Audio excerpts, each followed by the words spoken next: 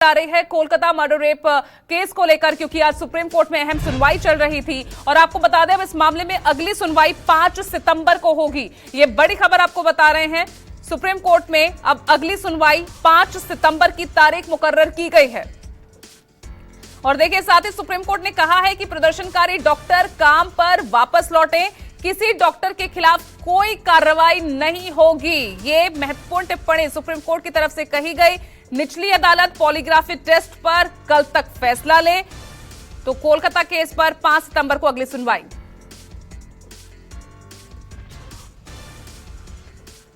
और मेरे साथ सुप्रीम कोर्ट से जुड़ गए मेरे साथ सहयोगी प्रभाकर मिश्रा। तो प्रभाकर, पोस्ट लंच किस तरह से कार्रवाई चली कोर्ट की, क्योंकि अब अगली सुनवाई 5 सितंबर को।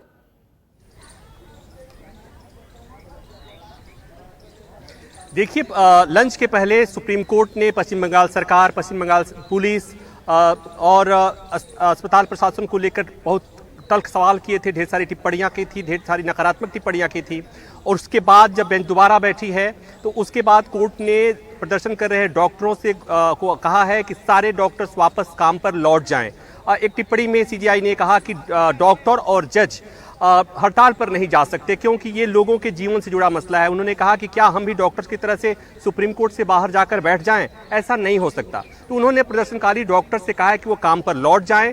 दूसरी बात ये कि डॉक्टर्स की तरफ से सुप्रीम कोर्ट में कहा गया कि प्रदर्शन कर रहे डॉक्टरों के खिलाफ अलग अलग जगहों पर कार्रवाई हो रही है, उनके खिलाफ मुकदमे दर्ज हुए हैं और उन्हें डर है कि वो जैसे ही काम पर लौटेंगे उनके खिलाफ कार्रवाई होगी, उनकी गिरफ्तारी होगी। ऐसे में सुप्रीम कोर्ट ने कहा कि सारे डॉक्टर्स काम पे लौट जाएं और किसी भी सुप्रीम कोर्ट ने सारे राज्य सरकारों और केंद्र शासित प्रदेशों को कहा है कि किसी भी डॉक्टर के खिलाफ किसी तरह की कार्रवाई नहीं होगी। तो मतलब ये एक आश्वासन है, एक भरोसा है जो सुप्रीम कोर्ट की तरफ से दिया गया। एक महत्वपूर्ण बात यह भी कि डॉक्टर्स की तरफ से जो एडवोकेट सुप्रीम कोर्ट में पेश हो रहे थे और सॉलिसिटर जनरल दोनों की तरफ से बात कही गई कि डॉक्टर्स के मन में जो एक दुश्चिंता थी, जो विरोध था, जो आक्रोश था, सुप्रीम कोर्ट जब इस मामले में सुनवाई कर रहा है और सुप्रीम कोर्ट से इस तरह के जो शब्द आए हैं, सुप्रीम कोर्ट से इस तरह के जो स्टेप्स लिए गए हैं, नेशनल टास्क फोर्स का जो गठन किया गया है, जो डॉक्टर्स की समस्या सुनेगा, उनकी सुरक्षा की बात करेगा, तो ये हीलिंग टच देने का काम किया है। इसके लिए सुप्रीम कोर्ट को थैंक्स कहा गया, सॉलिसिटर जनरल ने भी कहा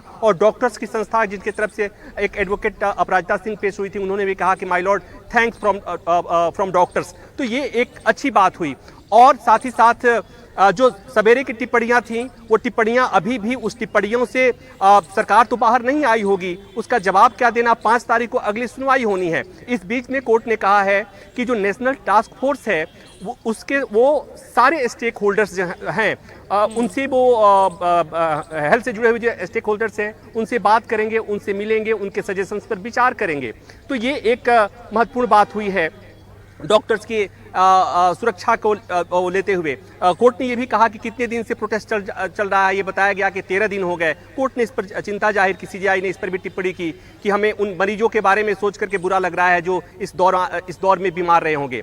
तो ये एक महत्वपूर्ण बात है और एक ऐसा मसला था जिसमें सुप्रीम कोर्ट ने स्वतः संज्ञान लिया और संज्ञान लेने के बाद से इस मामले में दखल दी और देश भर में जो आंदोलनरत डॉक्टर्स थे उन तक ये मैसेज देने की कोशिश हुई कि आपकी दर्द, आपकी आवाज, आपका प्रदर्शन, आपकी सारी बातें सुप्रीम कोर्ट के संज्ञान में है। सुप्रीम कोर्ट ने हेल्थ मिनिस्ट्री को कहा है कि जो टास्क फोर्स का गठन हुआ है उस टास्क फोर्स उसकी वेबसाइट ओपन कर दी जाए ताकि सारे स्टेक होल्डर्स अपने अपने सुझाव दे सकें, ताकि उस सुझाव के आधार पर रिपोर्ट बनेगी। क्योंकि सुप्रीम कोर्ट ने 2 महीने बाद उस रिपोर्ट को में सबमिट होगी उस रिपोर्ट, उसके बाद से सुप्रीम कोर्ट आगे आदेश देगा, दिशा निर्देश देगा कि किस तरह से डॉक्टर्स को लेकर, उनकी सुरक्षा को लेकर, उनके वर्किंग कंडीशंस को लेकर के क्या क्या सुधार किया जा सकता है। तो इस संबंध में सुप्रीम कोर्ट बाद में आदेश देगा। अगली सुनवाई 5 सितंबर को होगी। इस बीच सुप्रीम कोर्ट ने कहा कि आज ही सारे डॉक्टर्स वापस आ जाएं और किसी भी डॉक्टर के खिलाफ कोई भी अनुशासनात्मक कार्रवाई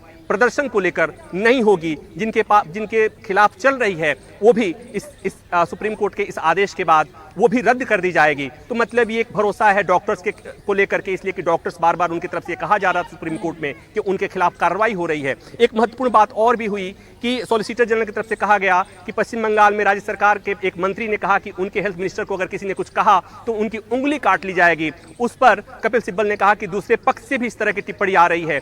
उस पर सीजेआई ने कहा कि हमको इस सियासत से कोई लेना देना नहीं, हमारे लिए मसला महत्वपूर्ण है डॉक्टरी की सुरक्षा, और उसी को लेकर हम चिंतित हैं। तो आज की सुनवाई इस तरह से सुप्रीम कोर्ट के द्वारा राज्य सरकार के, पश्चिम बंगाल सरकार के पुलिस को फटकार के साथ अस्पताल प्रशासन की लापरवाही को लेकर के, पुलिस की लापरवाही को लेकर के शुरू हुई, और इस तरह से डॉक्टरों को काम पर लौटने के निर्देश के साथ और उन्हें इस आश्वासन के साथ खत्म हुई कि उनके खिलाफ कोई कार्रवाई नहीं होगी। अगली सुनवाई 5 सितंबर को एक बार फिर होगी।